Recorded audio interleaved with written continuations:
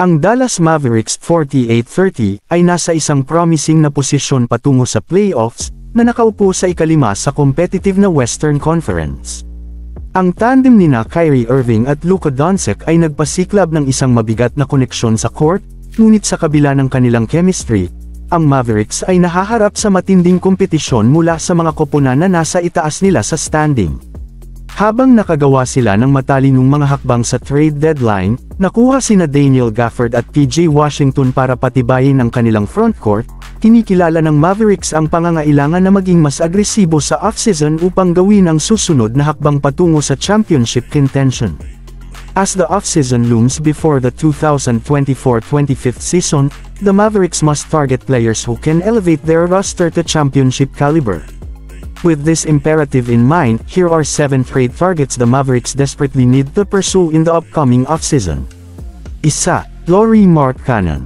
Potential trade offer for Lauri Markkanen, Dwight Powell, Olivier Maxence Prosper, 2025 first-round pick swap 2028 second-round pick via Heat.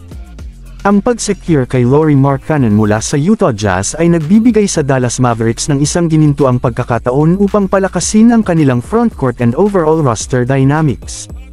Despite boasting a formidable interior presence, ang natatanging hanay ng kasanayan at potensyal ni Markkanen para sa paglago ay ginagawa siyang isang nakakaakit na trade target para sa Mavericks. Ang pagganap ni Markkanen sa season na ito ay napakahusay, underscoring his versatility and impact on the court. Sa average na 23.2 points, 8.2 rebounds, at 2.0 assists, ipinakita niya ang kanyang kakayahang mag-ambag sa iba't ibang aspeto ng laro. Markkanen's most significant strengths lies in his outside shooting, isang aspeto na magdaragdag ng bagong dimensyon sa opensa ng Mavericks, partikular na kasama ang playmaker na si Luka Doncic.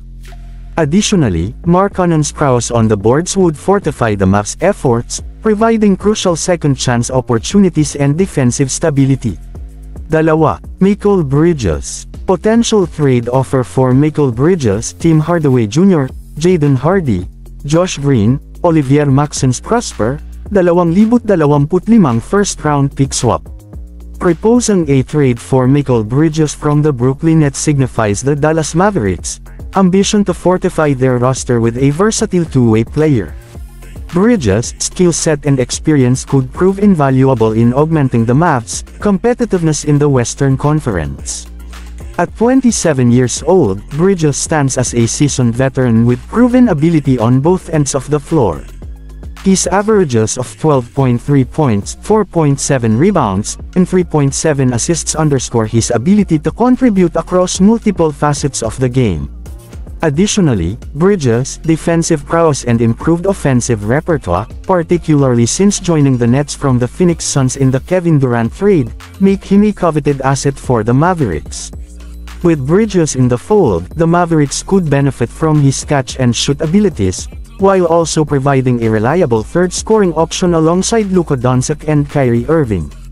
Kapansin-pansin na may 2 taon pang natitira sa kontrata si Bridges, at ang Brooklyn Nets ay masigasig na bumuo sa paligid niya.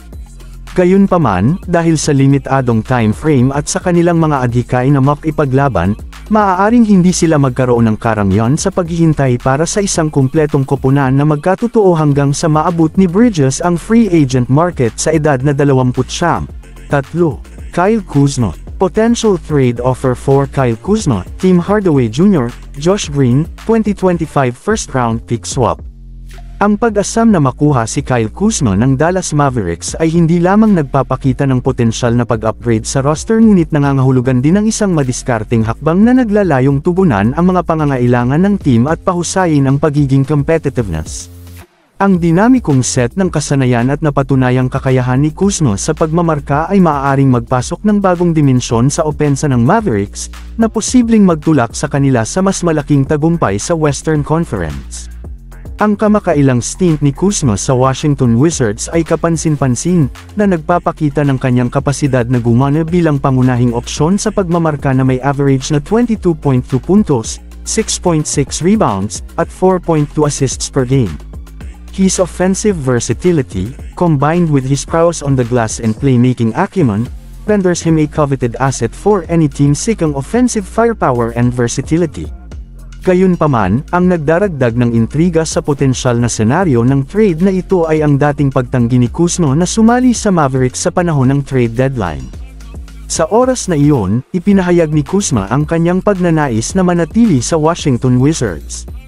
Gayunpaman, ang kasalukuyang suliranin ng Wizards, na nahuhulog malapit sa ilalim ng standing ng Eastern Conference at walang malinaw na mga landas sa pagtatalo, ay maaaring mag-udyok kay Kuzma na suriin muli ang kanyang paninindigan. Dahil ang pananaw ng Washington ay hindi gaanong inaasahan sa mga taon na natitira sa kanyang kontrata, maaaring maging mas bukas si Kuzma sa paggalugad ng mga pagkakataon sa isang koponan tulad ng Mavericks, na nakahanda para sa playoff contention. 4. Bogdan Bogdanovic. Potential trade offer for Bogdan Bogdanovic, Tim Hardaway Jr., Jaden Hardy, 2028 second round pick via Heat. Ang potensyal na pagkuha ni Bogdan Bogdanovic ng Dallas Mavericks ay nagpapakita ng nakakaintriga na pagkakataon upang palakasin ang kanilang perimeter scoring at playmaking. Ang set ng kasanayan at produksyon ni Bogdanovic ay maaaring maayos na maisama sa offensive na sistema ng Mavericks, na nagbibigay ng karagdagang lakas sa tabi ng kanilang mga kasalukuyang stars. Kapuri-puri ang pagganap ni Bogdanovic ngayong season kasama ang Atlanta Hawks, na may average na 16.9 puntos, 3.5 rebounds, at 3.1 assists sa 74 na laro. His ability to score efficiently from beyond the arc, create off the dribble, and facilitate offense for teammates makes him a valuable asset for any team in need of perimeter scoring and playmaking. 5. Klay Thompson.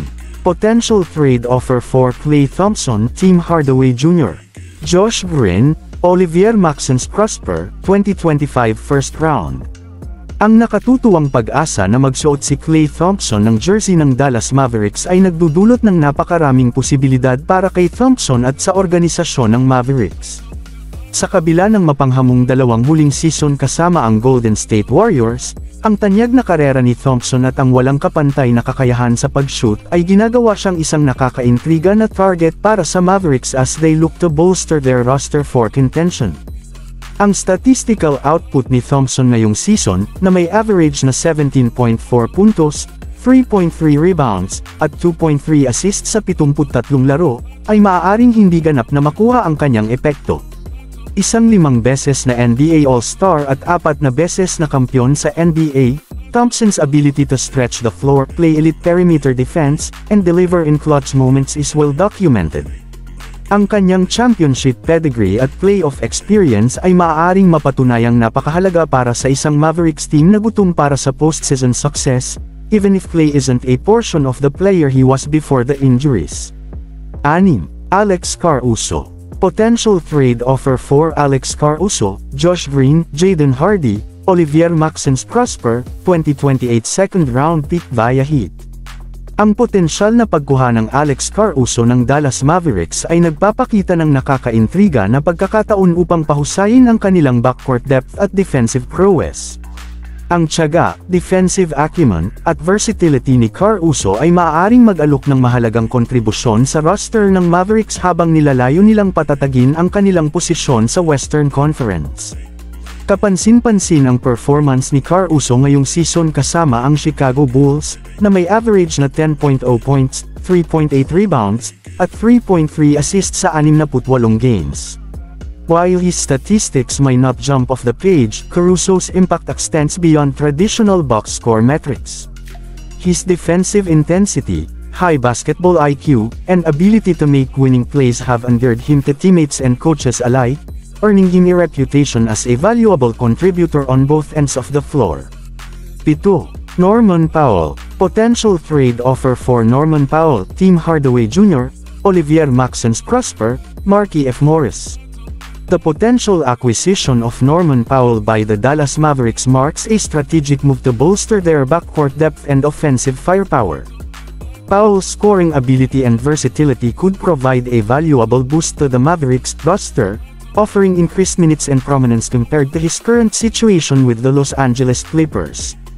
Powell's performance this season, averaging 14.1 points, 2.5 rebounds, and 1.1 assists, underscores his capability to contribute offensively. While he may not be a primary playmaker, Powell's knack for scoring and efficiency from the perimeter makes him a valuable asset for any team seeking additional scoring punch.